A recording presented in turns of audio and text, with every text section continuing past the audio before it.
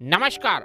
जागरूक उपभोक्ता सुरक्षित उपभोक्ता चेतना रेडियो 90.4 एफएम के इस कार्यक्रम में मैं संजय आर्य उपभोक्ता संरक्षण समिति संघरिया की ओर से चेतना रेडियो के समस्त श्रोताओं का हार्दिक अभिनंदन करता हूं। विषय है दूरसंचार सेवाएं एवं उपभोक्ता। इस विषय के अंतर्गत हमने विभिन्न श्रृंखलाओं में दूरसंचार सेवाएं विषय के महत्वपूर्ण बिंदुओं पर चर्चा की है। आज इस चर्चा से जुड़ा हुआ हमारा एक और विषय है। वह विषय आप उपभोक्ताओं से अत्यधिक संबंधित है। जी हां, मैं बात कर रहा हूं दूरसंचार सेवाओं के टैरिफ की। यह विषय दूरसंचार कंपनियों एवं उपभोक्ताओं से सीधा जुड़ा हुआ अत्यधिक महत्वपूर्ण विषय है। इसीलिए भारतीय दूरसंचार विनियामक प्राधिकरण अधिनियम में विशेष रूप से प्रावधान किया गया है कि प्राधिकरण अपने सरकारी राजपत्र में समय समय पर अधिसूचित कर सकता है जिस पर दूरसंचार सेवाएं प्रदान की जाएंगी। तदनुसार अधिकरण ने 1999 में पहला विस्तृत टैरिफ आदेश अधिसूचित किया था। इन वर्षों के दौरान नए नए मुद्दों और परिस्थितियों के अनुकूल दूरसंचार टैरिफ आदेश को अनेकों बार संशोधित किया गया है।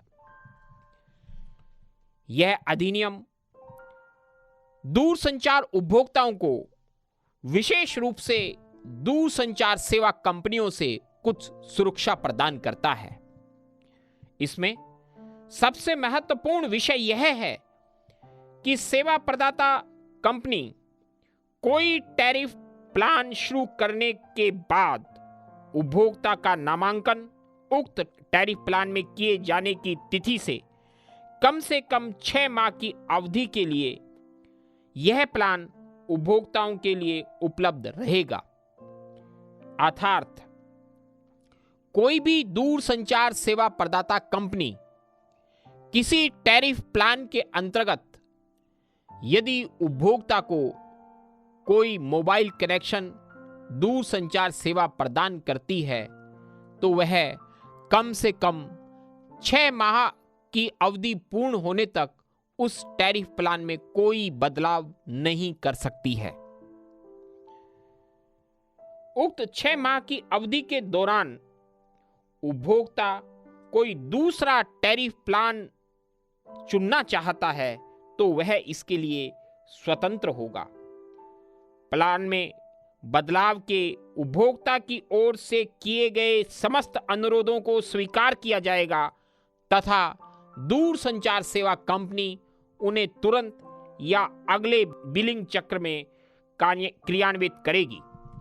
इस बात को दूरसंचार उपभोक्ताओं के लिए मैं विशेष रूप से पुनः व्याख्यात कर दूं कि जब आप किसी दूरसंचार सेवा कंपनी से किसी प्लान के अंतर्गत कोई दूरसंचार सेवा लेते हैं, उस प्लान में दूरसंचार सेवा कंपनी 6 माह की अवधि तक किसी प्रकार का कोई परिवर्तन नहीं कर सकती है।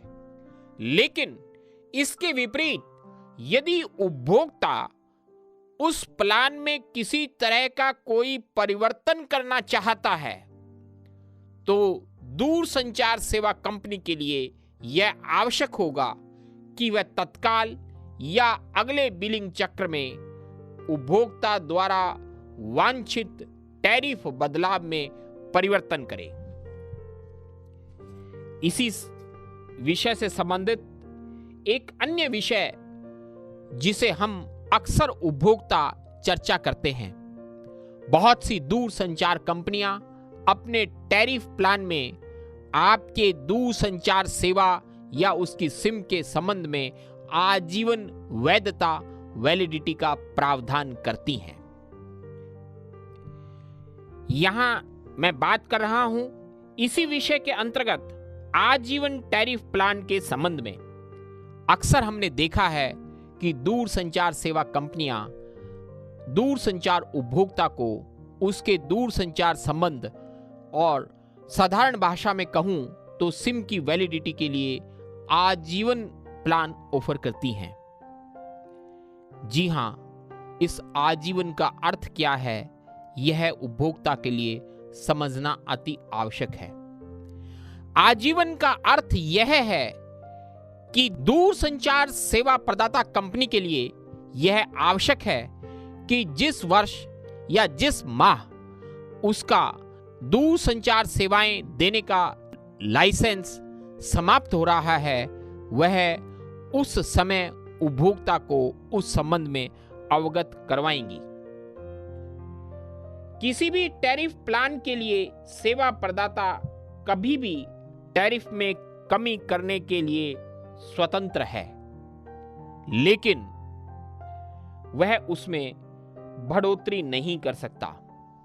सेवा प्रदाता के प्लान की वैलिडिटी के भीतर टैरिफ प्लान की किसी भी टैरिफ मद में वृद्धि करने की अनुमति किसी भी सेवा प्रदाता कंपनी को नहीं दी जा सकती है।